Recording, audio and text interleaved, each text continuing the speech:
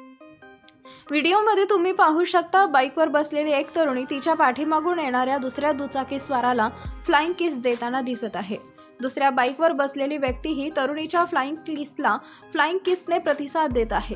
हातवारे करून पुरुषानं तरुणीला त्याच्या दुचाकीवर बसण्यास सांगितलं, पण तरुणी त्याला नकार देते। ही तरुणी ज्या दुचाकीवर बसली होती त्या दुचाकीला नंबर प्लेट नव्हती आणि तरुणाईला फ्लाइंग किस देऊन तिथून निघून जाणाऱ्या दुसऱ्या व्यक्तीच्याही दुचाकीवर नंबर प्लेट नव्हती। तिघांपैकी कुणीही हेल्मेट घातलेले नव्हते।